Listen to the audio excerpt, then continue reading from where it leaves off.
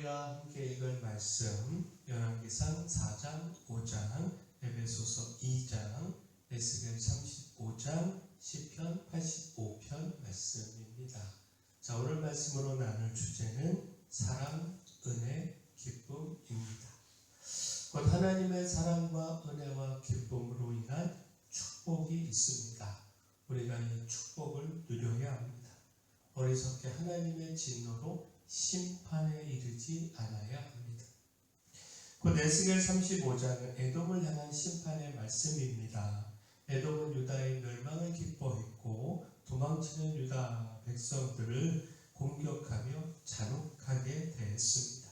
이때를 기회로 자신들의 욕심을 얻고자 했습니다. 하나님께서 유다 백성들을 그 죄 때문에 심판하시지만 그러나 그 백성을 향한 애타는 사랑이 있다라고 하는 사실을 전혀 생각하지 않았습니다. 그저 유다의 멸망을 손뼉치며 기뻐하고 자신들이 그 멸망한 땅까지 차지하겠다 욕심을 가졌습니다. 따라서 하나님께서 에돔에게 진노하시며 심판하시겠다 말씀하셨습니다. 에돔이 유다에게 행한 모든 악행이 하나님께 대한 대적이 됐습니다. 자, 결국 무엇입니까? 하나님을 대적하여 진노를 사는 것 어리석은 일입니다. 하나님의 진노를 통한 심판은 누구도 피할 수 없습니다. 따라서 우리가 하는 일이 꼭 하나님의 반대편에 서 있지는 않는지, 그렇게 하나님을 대적하는 것은 아닌지 늘 살펴야 합니다. 하나님 반대편이 아닌 하나님 편에 서서 하나님의 기쁨을 위해 살아가기를 힘써야 합니다. 자, 그때 기억할 것, 그렇게 하나님의 기쁨을 위해 살아가면 그 기쁨 속에서 하나님의 사랑이 주어지고 그 사랑은 구원으로 이어집니다. 하나님은 그 사랑으로 은혜를 베풀어 우리의 죄를 용서하시고 구원하십니다. 에베소서 2장은 하나님의 은혜를 통해 주어진 새로운 삶에 대하여 전하고 있습니다. 곧 세상의 풍요를 따르고 공중의 권세 잡은 자를 따르며 육체의 욕심을 따르는 불순종의 아들이요 진노의 자녀로 우리가 심판받고 멸망받을 수밖에 없었습니다. 그러나 하나님께서 그 풍성한 긍휼과 사랑으로 그리스도와 함께 그 죄로 인한 죽음에서 살리시고 또한 그리스도와 함께 하늘에 앉히신다라는 겁니다. 에베소서 2장 4절부터 7절까지 말씀 보면 긍휼이 풍성하신 하나님이 우리를 사랑하신 그 큰 사랑을 인하여 허물로 죽은 우리를 그리스도와 함께 살리셨고 너희는 은혜로 구원을 받은 것이라. 또 함께 일으키사 그리스도 예수 안에서 함께 하늘에 앉히시니 이는 그리스도 예수 안에서 우리에게 자비하심으로써 그 은혜의 지극히 풍성함을 오는 여러 세대에 나타내려 하심이라. 자, 구원을 위해서 우리가 기대고 바랄 수 있는 유일한 소망은 하나님의 사랑입니다. 풍성한 긍휼과 그 큰 사랑, 그리고 이를 통한 은혜가 우리를 구원에 이르게 합니다. 따라서 우리가 무엇보다 구할 것, 그 사랑과 은혜입니다. 자, 하나님의 은혜로 인한 용서와 회복은 시편 85편을 통해서도 확인해 볼 수 있습니다. 하나님의 사랑과 은혜로 구원받은 우리가 어리석게 죄로 인하여 넘어져 다시 심판에 이를 수밖에 없지만 우리의 진실한 회개와 하나님의 은혜는 다시 용서하시고 구원하시며 회복하신다라는 사실을 깨달을 수 있습니다. 그 시편 85편은 다시 복을 주시기를 구하는 고라 자손의 기도입니다. 곧 하나님께서 포로로 잡혀갔던 백성들이 돌아오게 하셨습니다.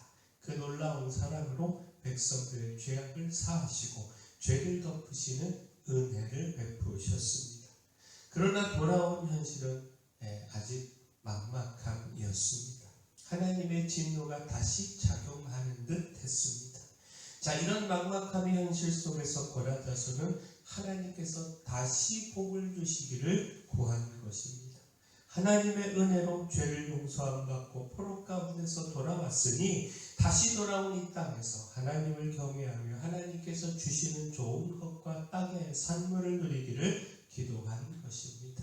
하나님께서 그 은혜로 죄를 용서하시고 이 땅에 돌아오게 하셨으니 반드시 축복하시고 회복하실 것을 믿은 것입니다. 그 시편 85편 12절 13절 말씀 보면 여호와께서 좋은 것을 주시리니 우리 땅이 그 산물을 내리로다. 의가 주의 앞에 앞서가며 주의 길을 닦으리로다. 자, 우리의 연약함은 죄를 부르고요. 그 죄는 하나님 앞에서 심판으로 이어집니다. 따라서 우리에게는 하나님의 은혜가 필요합니다.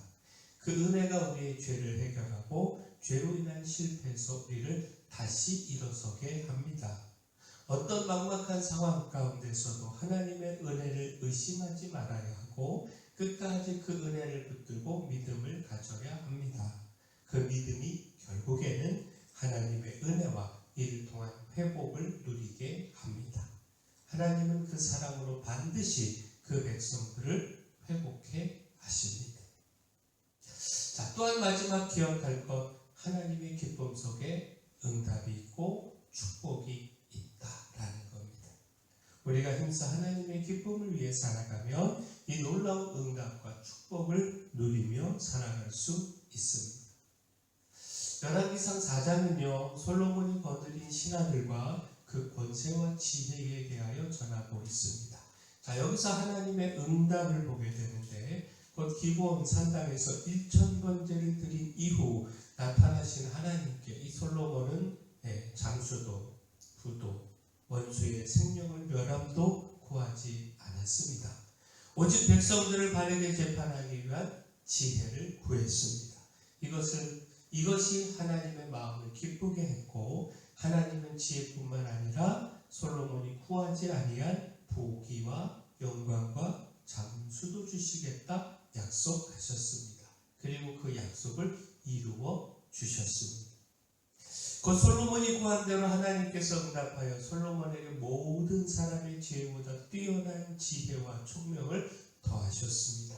열왕기상 4장 29절 30절 말씀 보면 하나님이 솔로몬에게 지혜와 총명을 심히 많이 주시고 또 넓은 마음을 주시되 바닷가의 모래같이 하시니 솔로몬의 지혜가 동쪽 모든 사람의 지혜와 애굽의 모든 지혜보다 뛰어난지라.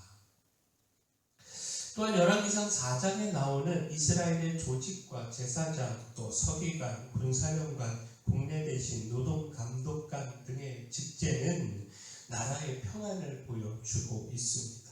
또 인구가 바닷가의 모래와 같이 많았다라고 하는 말씀은 하나님께서 아브라함에게 하신 약속이 성취됐음을 보여주는 것으로 나라의 강성함을 보여주고 있습니다. 주변 나라들이 조공을 마치는 것과 솔로몬의 왕궁에서 먹는 하루 음식물의 어마어마한 양은 그 나라의 부함을 보여주고 있습니다. 솔로몬에게 주어진 그 지혜와 총명 때문에 주변 나라의 사람들이 솔로몬의 지혜를 듣기 위해 찾아왔는데 이는 솔로몬이 누리고 있는 명성을 보여주고 있습니다. 자, 결국 무엇입니까? 하나님은요, 그 기뻐하는 자에게 넘치는 축복을 약속하시고 또 그 약속을 이루어 주십니다. 그 간구에 넘치도록 응답하십니다. 따라서 먼저는 하나님의 기쁨을 위해 사는 것이 중요합니다. 그것이 지혜고 그것이 복된 삶입니다. 하나님의 진노는 심판으로 이어지지만 하나님의 사랑과 은혜는 죄의 용서와 구원으로 이어집니다. 무엇보다 하나님의 기쁨은 놀라운 응답과 축복으로 이어집니다.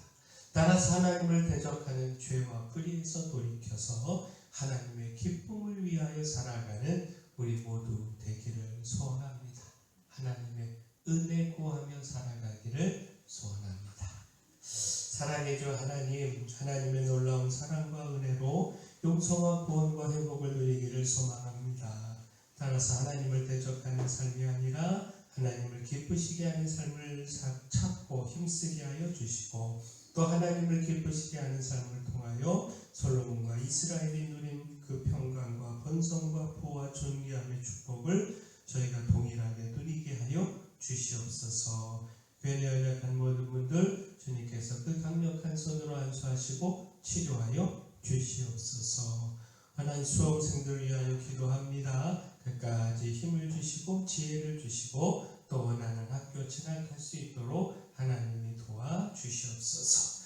저에게 주신 사명, 이 마을의 빛이요 소금으로서의 사명 잘 감당할 수 있도록 힘도 주시고 물질도 주시고 일꾼도 보내 주시옵소서. 모든 것 주님께 맡겼고 예수님 이름으로 기도합니다.